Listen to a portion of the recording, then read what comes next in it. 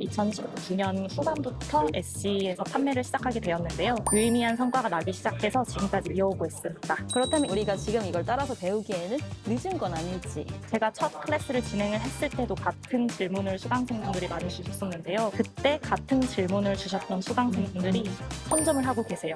그래서 일단 시작을 하면서 준비된 나를 만든다라고 생각을 해야 해요. 월 매출은 어느 정도실까요? 상장을 다 합해서 제가 5년 동안 4억 5천만 원 정도의 매출을 올렸는데요.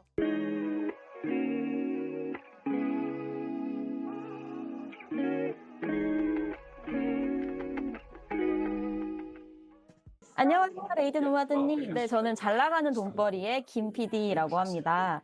오늘 제가 영국에 계신 레이드 노마드님 모시고 인터뷰를 진행하고 있는데 간단하게 저희 영상 처음 보시는 분들도 계실 것 같아서 본인 소개 짧게 부탁드리겠습니다. 안녕하세요. 레이디 노마드입니다. 영국에 지금 살고 있고요. 최근에 엄마가 되어서 엄마로서 집에서 육아도 하고 클래스도 제작을 하면서 디지털 파일 판매를 진행하고 있습니다. 처음에는 부업으로 시작을 했다가 생각 이상으로 매출이 많이 나가지고 지금은 본업으로 하고 있습니다. 그럼 지금 디지털 파일 판매를 많은 분들께 알려주고도 계시고 직접적으로도 하고도 계신데 이 디지털 판매는 언제부터 하시게 된 건가요? 네, 저는 11년 전에 영국에 처음 오게 되었고요. 일을 열심히 하다가 2018년 중반에 갑자기 몸이 아파서 퇴사를 하게 되었습니다. 그리고 나서 집에서 할 수 있는 부업들을 여기저기 찾아보다가 별다른 성과가 없던 와중에 2019년 후반부터 SE에서 판매를 시작하게 되었는데요. 그때부터 유의미한 성과가 나기 시작해서 지금까지 이어오고 있습니다. 이 엣시라는 플랫폼에서 지금 디지털 파일을 판매하고 계신데 구체적으로 판매하고 계시는 디지털 파일에 대해서 저희가 좀 소개받을 수 있을까요? 제가 메인으로 판매하고 있는 제품은 다이어리 플래너 제품이고요. 그 이외에도 워드 파일이라던가 엑셀 파일 등등 그림 파일도 판매를 하고 있고 여러 가지 판매할 수 있는 파일이 많은데 제가 시도했던 파일들 중에서 가장 많이 판매가 됐던 건 다이어리 파일이었습니다. 다이어리 파일을 혹시 매출이 어느 정도인지 여쭤봐도 될까요? 총 매출을 말씀드리자면 제가 5년 동안 4억 5천만 원 정도의 매출을 올렸는데요. 그중에 3억 5천이 다이어리에서 나왔습니다. 와, 엄청나네요. 그러면 엣시라는 플랫폼에 대해서 이제 생소하신 분들도 있을 거고 아시는 분들도 계실 것 같은데 이 플랫폼에 대한 소개 한번 부탁드립니다. 엣시는 대한민국 인구의 2배, 매달 약 9천만 명 이상이 쇼핑을 하는 미국 기반의 글로벌 마켓플레이스예요. 아마존이나 이베이 같은 대형 플랫폼들이 신경 쓰지 않던 디지털 파일 시장을 핸드메이드와 관련된 거라고 받아들이고 선점을 하게 되었어요. 그래서 지금은 전 세계에서 디지털 파일 하면 엣시라고 떠올릴 정도로 크게 성장을 했습니다. 그렇다면 어쨌든 미국 기반의 플랫폼이긴 하지만 이 엣시는 글로벌한 마켓 시장에서 판매를 하고 있는 곳이라고 보면 되는 거겠네요. 네, 맞아요. 전 세계 최대 시장이에요. 그럼 디지털 파일로서 어쨌든 최대 시장을 선점해서 판매를 하고 계시는데 초반에 어쨌든 이런 시장 조사 같은 것들을 하셨을 거잖아요. 이런 저희 구독자분들한테 어떤 물건을 팔 때 혹은 부업을 할 때 저희가 좀 먼저 알아야 될 시장 조사 방법 혹은 구체적인 팁이 있다면 한번 알려주시면 감사하겠습니다. 초보자가 시장 조사를 할 때 가장 중요한 건 일단 그 판매할 시장에 들어가서 소비자의 눈으로 보는 게 가장 중요하다고 생각을 하는데요. 예를 들어 S에 팔고 싶다면 S에 직접 들어가서 검색창으로 키워드를 하나 입력을 해보는 거예요. 그리고 결과에 베스트셀러 배지들이 많이 붙어 있는 게 있습니다. 그건 수요가 있다는 뜻이잖아요. 실제로 판매가 되는 상품들을 위주로 분석을 해보는 거예요. 그리고 배지가 많이 붙은 디자인 같은 경우에는 어떤 키워드가 반복되고 있는지 그런 걸 먼저 보시면서 데이터를 바탕으로 사람들이 원하는 니즈를 파악을 하고 거기에 나만의 감성을 입혀서 디자인을 하시면 됩니다. 이런 디지털 파일을 판매하는 데 있어서 전공자가 아니더라도 수요는 확인했는데 이거 내가 만들 수 있을까 걱정하시는 분들도 많을 것 같아요.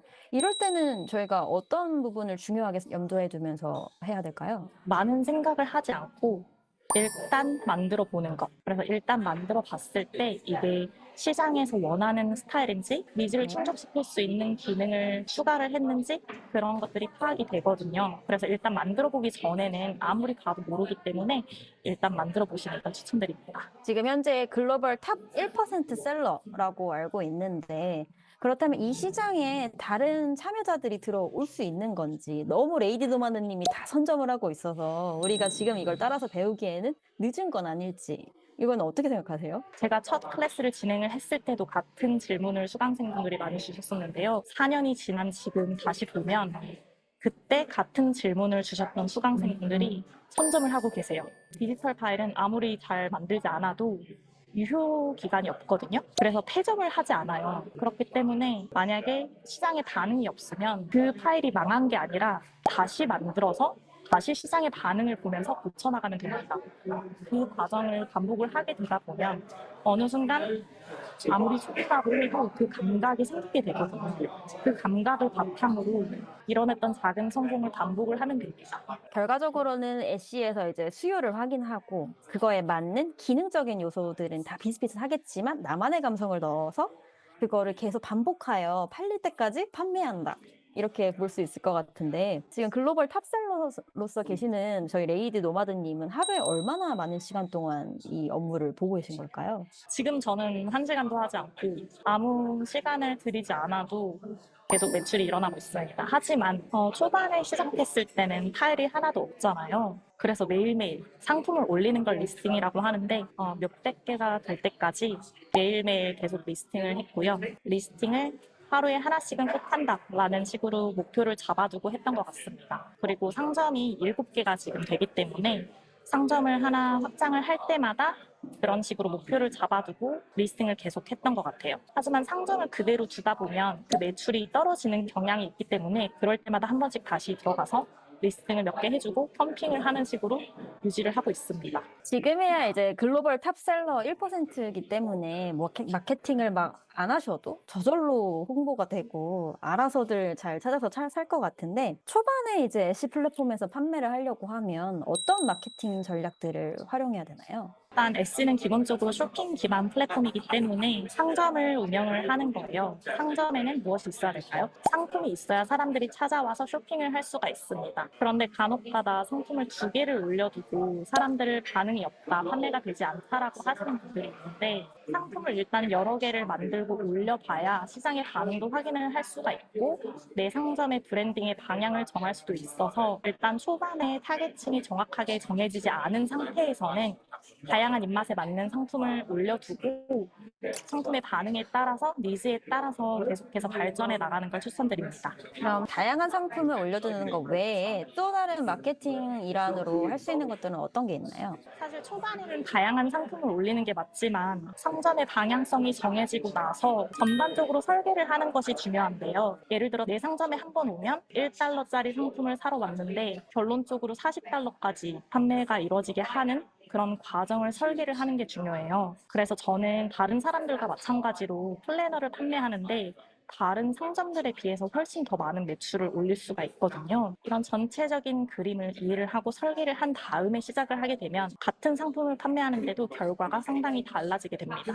방금 말씀 주셨던 그 전략과 비밀은 공개가 가능한 건가요?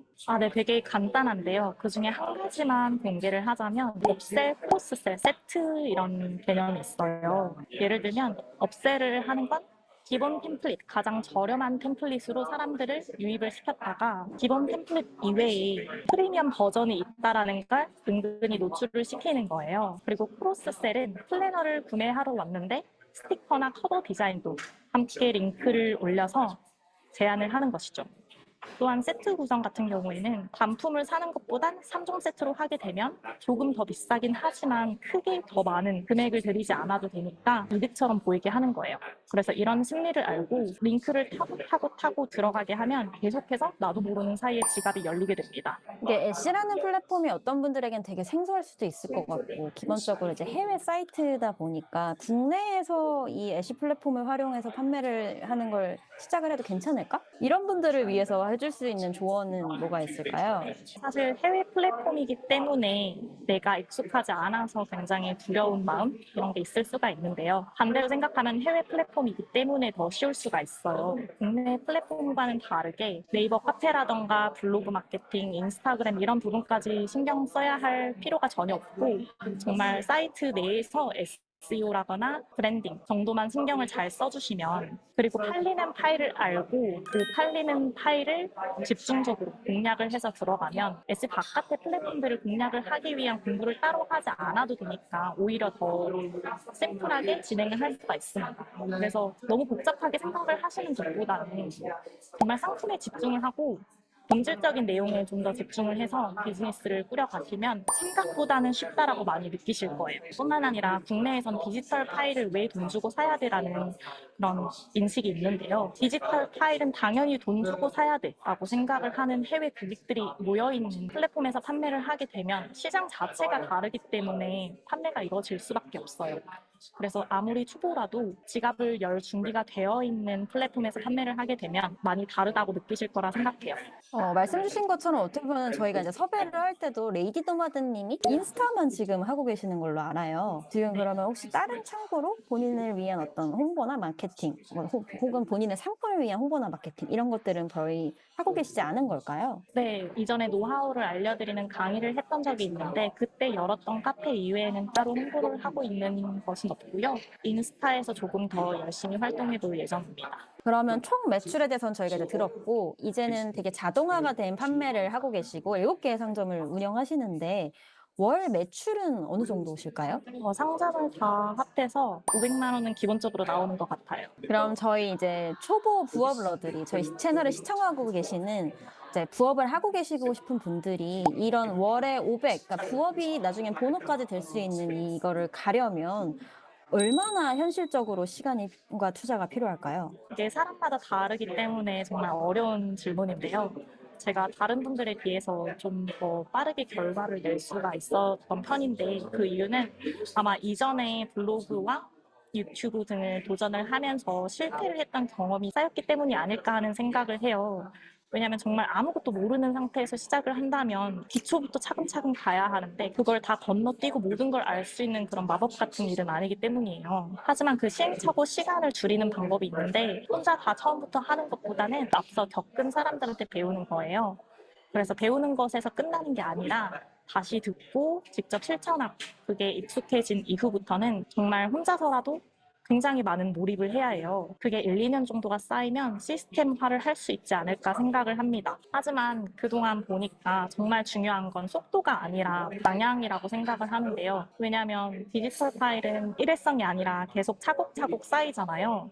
그래서 이걸 차곡차곡 쌓이는 적금이라고 생각을 하고 접근을 하면 빠르게 뭔가를 이뤄내야 돼 하는 것보다 이번 달 매출보다 올해 매출이 이 정도 나오면 돼 라고 생각을 하면 훨씬 내가 발전을 하는 데 포커스를 할 수가 있고 포커스가 올바른 곳에 돼 있기 때문에 그만큼 더 빠르게 성장을 할 수가 있을 거예요.